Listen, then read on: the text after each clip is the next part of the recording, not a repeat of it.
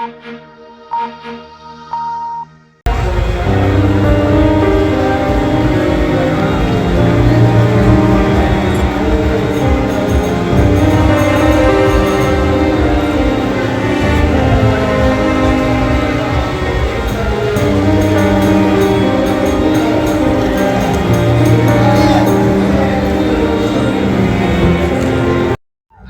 हम मेरठ जनपद के ऐसे गांव में पहुंचे हैं जिसका इतिहास तो हजारों साल पुराना है, लेकिन वर्तमान में ये गांव वीराना है।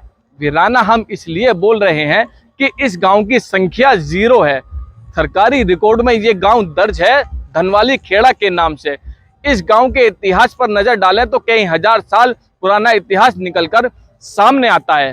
किंवदंतियों के अनुसार माने तो पांडव जब हस्तिनापुर से लाक्षागृह के लिए निकले थे तो यहाँ से होकर वनवास काटा था उन्होंने। वनवास की यात्रा के दौरान पांडव धनवाली खेड़ा के इसी क्षेत्र में रुके थे। बताया जाता है, बुजुर्गों से सुनी गई किंवदंतियों के अनुसार माना जाता है कि अर्जुन ने अपना धनुष बाण, जिस पेड़ को मैं अब दिखा रहा हूँ, अपना धनुष बाण उस पेड़ पर ही छुपाया था, क्योंकि कहा जाता है वनवास के दौरान वो छतरे नहीं थे तो शस्त्र को धारण नहीं कर सकते थे। अब वापस आते हैं गांव के मूल इतिहास पर।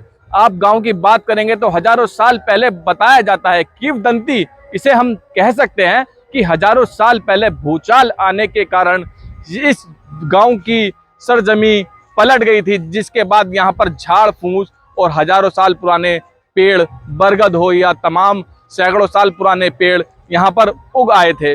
वर्तमान में इस गांव की संख्या 0 है। जनसंख्या की हम बात कर रहे हैं, लेकिन मंदिरों की बात करें तो यहाँ 1 नहीं 2 नहीं पूरे 7 मंदिर बने हुए हैं। इसके अलावा गांव के क्षेत्रफल में एक विद्यालय भी बना हुआ है। ग्रामीण, आसपास के ग्रामीण यहाँ खेती भी करते हैं। रकबा लगभग 37 एकड़ बताया जाता है, लेकिन फिर वही इतिहास की वजह से धनवाली खेड़ा बहुत ही मान्यता रखता है। 2 साल पहले इस गांव की जनसंख्या 1 हुआ करती थी। यहाँ पर मोनी बाबा के नाम से एक वृद्ध आश्रम चलाया करते थे। सरकारी रिकॉर्ड में वो मतदाता के रूप में भी दर्ज थे, लेकिन 2 साल पहले उम्र का पड़ाव पूरा हुआ तो वो स्वर्गवास कर गए। वर्तमान में इस गांव की जनसंख्या केवल और केवल 0 है। शायद ही भारत देश के किसी शहर में या किसी राज्य में किसी गांव की संख्या 0 होगी, और 0 होने के साथ साथ जितनी छोटा बड़ा 0 जनसंख्या का है, उससे भी बड़ी मान्यता इस गांव की मानी जाती है। यहाँ से कांवड़ यात्रा के दौरान बड़ी संख्या में शिव भक्त गुजरते हैं। बागपत के पूरा महादेव में जाने वाले शिव भक्त इसी रजवाहा पटरी से होकर गुजरते हैं, क्योंकि हजारों साल पुराने बरगद के पेड़ की मान्यता है। तो यहाँ पर कांवड़ या शिव भक्त जलाभिषेक करके भी निकलते हैं। वर्तमान में हम कांवड़ यात्रा के दौरान ही यहाँ पर आए हैं। हमने देखा है, इससे पहले भी नीचे मंदिर से नीचे हमने देखा कि हजारों की संख्या में कांवड़िया यहाँ से गुजर रहे थे। इसके अलावा पेड़ के पास शिव जी की मूर्ति पर जलाभिषेक भी कर रहे थे।